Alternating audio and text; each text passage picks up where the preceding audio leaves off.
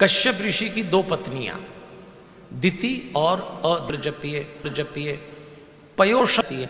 उस तिथि पर पयोव्रत किया जा सकता है।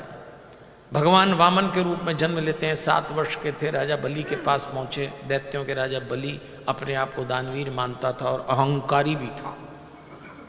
मुझसे बड़ा कोई दानवीर नहीं। छोटे से बालक को देखा तो कहा, बोल क्या मांगता है। भगवान वामन ने कहा कि क्या दे सकते हो। बलि ने कहा, अरे बालक तू जानता नहीं किसके द्वार पे खड़ा है, 3 पग दे सकते हैं अपने राज्य में से। अट्टहास किया बलि ने। अरे बलि के द्वार पे मांगना नहीं आया। हाँ, उन्होंने कहा तू तो संकल्प ले। शुक्राचार्य जी उस संकल्प के लोटे की नाल में भी गए, पर नहीं। शुक्राचार्य समझ गए। उन्होंने कहा राजा बलि से, मेरी जानकारी में ये बालक ईश्वर है, तुझे ठगने आया है। तो बलि ने कहा कि इससे तो अच्छा कुछ हो ही नहीं सकता गुरुजी। अगर ईश्वर द्वार पे आए तो क्या मना करूंगा। और जैसे ही संकल्प लिया और तथास्तु करा उसने। 3 पग देना था राज्य में से। भगवान ने अपना विशाल रूप वामन से विराट रूप दिखाया। उनके चरण तल रसातल दिखा, उनकी नाभि में आकाश उतर आया, उनके कंठ में वेद के शब्द बोल रहे हैं, उनके चरणों में पृथ्वी थी, उनके वक्षस्थल पे नक्षत्र समूह थे, उनकी बाहों में सारे देवगण समाये हुए, उनकी पीठ पे अधर्म था, उनकी पिंडलियों में पर्वत थे, उनके हृदय पे धर्म था, उनकी पलकों पे दिन रात थे, उनकी रोम रोम में औषधियाँ थीं, उनके मन में चंद्रमा था, उनके ललाट पे क्रोध था, उनकी छाया में मृत्यु और उनकी हंसी में माया थी। छाया सुमृत्युम हसीते च मायाम, मुस्कुरा रहे थे। और एक बात सिखाई, इतना बड़ा काम करना जा रहे हैं। देखो विराट वामन से विराट बनने की क्रिया में भी भगवान क्या कर रहे हैं, छाया सुमृत्युम हसीते च माया, मुस्कुरा रहे हैं।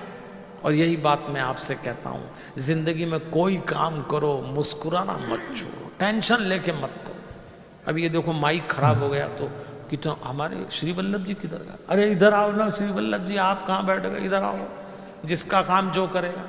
अब वो श्री वल्लभ जी को दायित्व है कि भाई सब कुछ ठीक चलता रहे। आप सब मुझे देखो, श्री वल्लभ जी को नहीं देखा क्या, इधर देखो, सारी काम मैं करता हूँ, उनको बुला के मैंने बैठा लिया। वो इसलिए परेशान है कि देखिए एक अव्यवस्था हो गई, कितने महीनों से लगे हुए हैं ये तीनों चारों, कितना परिश्रम। हमारे प्राण माइक वाले में घुसे हैं। वो उधर से प्लग घुमाया, हम इधर से ऊंचे नीचे हुए। अब उससे पूछो, बोले मैं क्या करूं, टेक्निकल प्रॉब्लम है, उड़ गई। अब ये हमारे बैठे हैं सरल ज्ञानी जी, कल इनका ही बाजा उड़ गया, क्या कर लिया।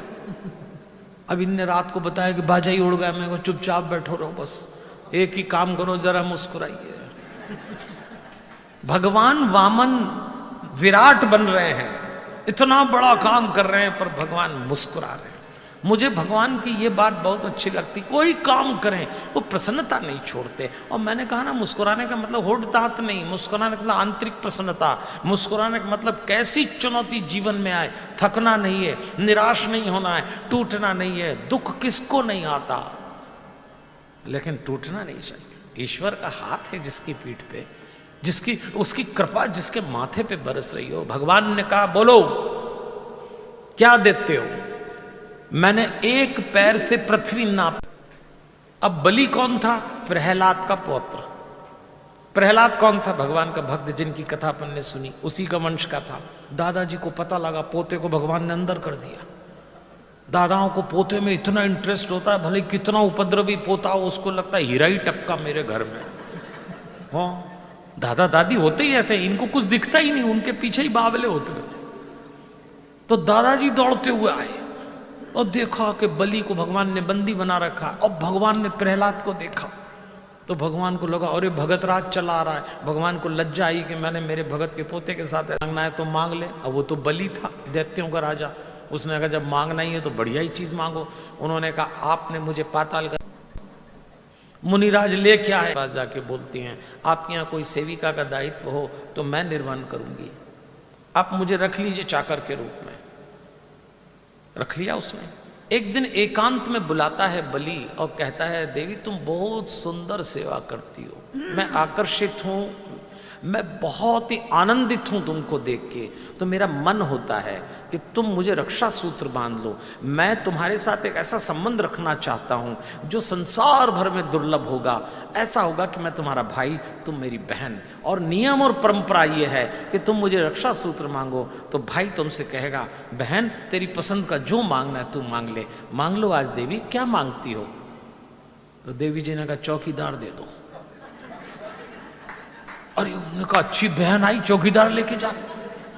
तब बलि ने आंख बंद करी और बलि को समझ में आ गया कि अरे ये तो जगत माता है। प्रणाम करके कहता है मेरा भाग्य देखो, एक दिन मेरे द्वार पे जगत पिता मांगने आता है और एक दिन मेरे द्वार पे जगत माता आती है। आप ले जाइए और कृपा बनाए रखिए।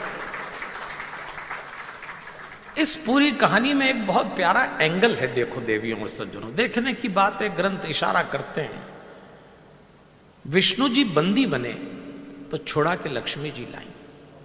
अगर आप सत्यनारायण भगवान की कथा सुनते हो तो उस कथा में जब वैश्य को और उसके दामाद को जेल हुई तो कौन गया छुड़ाने?